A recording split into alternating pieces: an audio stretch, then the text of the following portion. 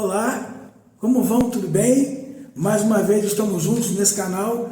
Eu sou o professor Evandro Farias Luz e estamos aqui para continuarmos olhando pelo espelho da história do Brasil.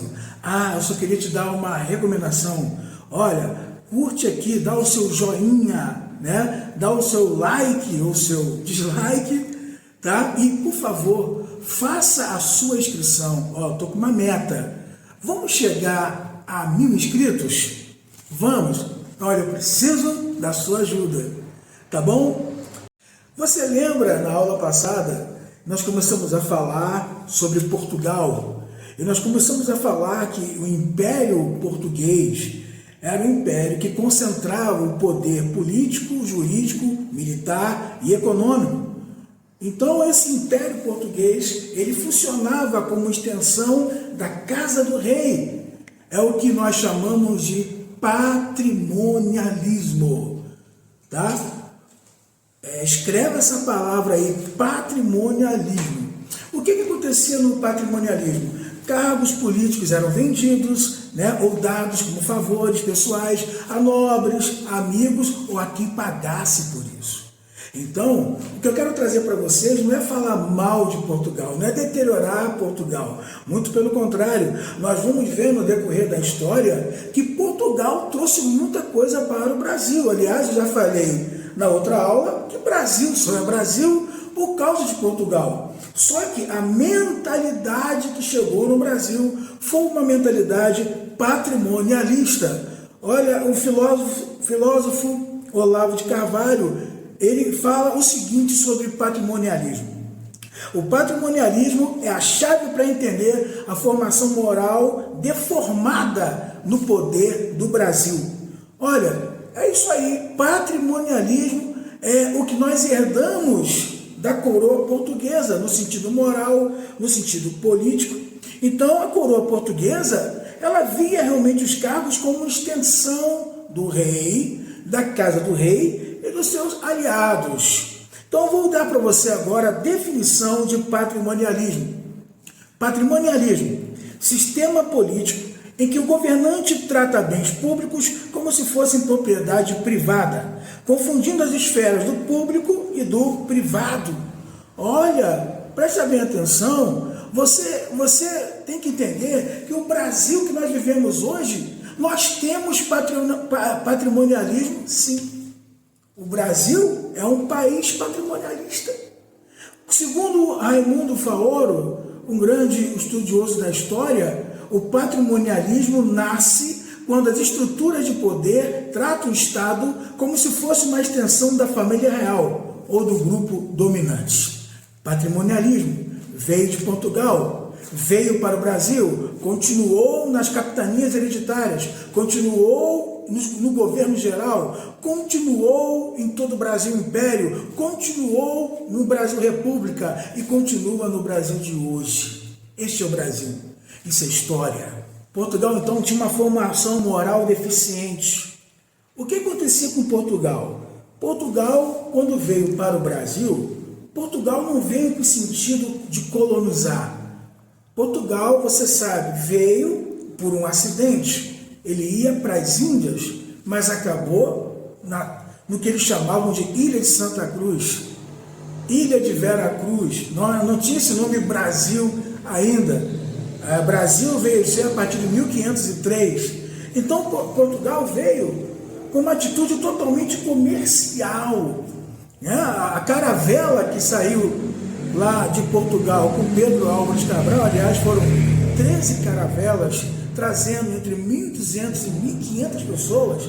Então, essas pessoas vieram imbuídas de um sentimento comercial. Quem é que veio na caravela? Veio o navegante. Quem veio na caravela? Veio o marinheiro, veio até padre. Padre veio na caravela. Vieram nobres, vieram artesãos, vieram pessoas de todas as classes para encontrar especiarias lá da Índia, mas encontraram as terras do Brasil. E quando chegaram aqui nas terras brasileiras, eles olharam, disseram terra à vista e viram seres diferentes do europeu, viram seres que não botavam a roupa que eles botavam, viram seres que não tinham a arma que eles tinham. Eram quem? os indígenas.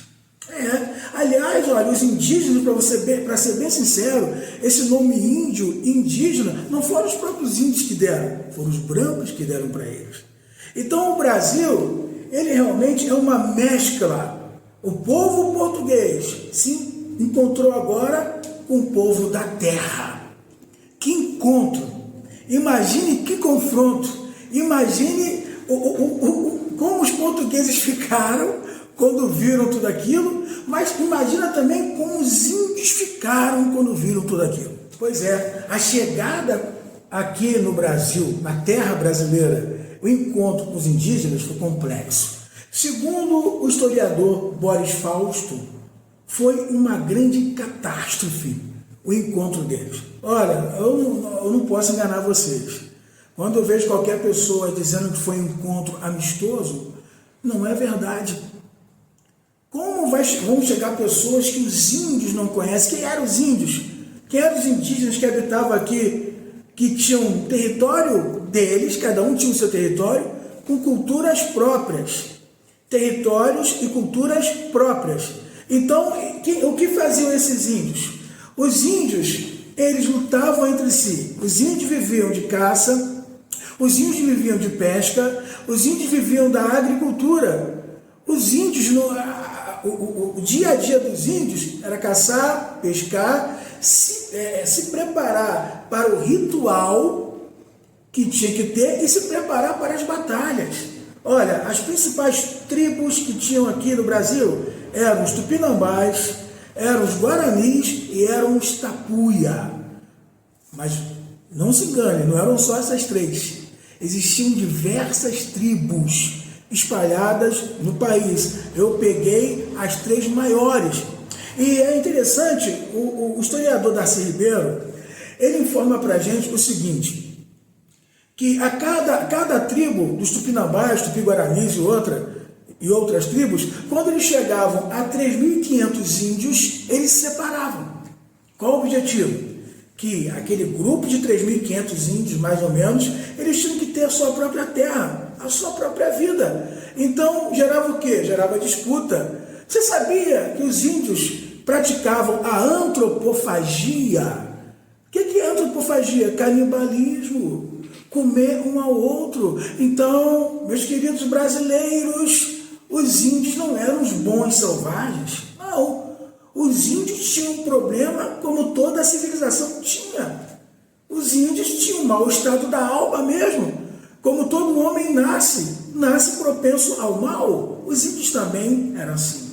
Os portugueses chegaram na terra desses índios. E agora? Então os índios queriam guardar a terra deles. E Portugal estava descobrindo uma nova terra. Como fazer? Como foi o relacionamento deles? Foi fácil? Apareceu como nas pinturas, os índios ajoelhados, vendo o branco chegar? Nada disso. Teve muita morte. Sim, teve muita morte. Teve muita disputa. Teve muita corrupção. Teve muita troca. Também teve apoio. Português e índios. Vamos ver o que aconteceu na próxima aula, no próximo vídeo. Olha, eu te espero aqui. Dá o seu like, faça a sua inscrição e mande isso, compartilhe para outras pessoas, porque o meu objetivo aqui não é recontar somente a história do Brasil, não, é entrar nas entranhas do povo brasileiro e sua formação. Que Deus abençoe você, tenha um bom dia.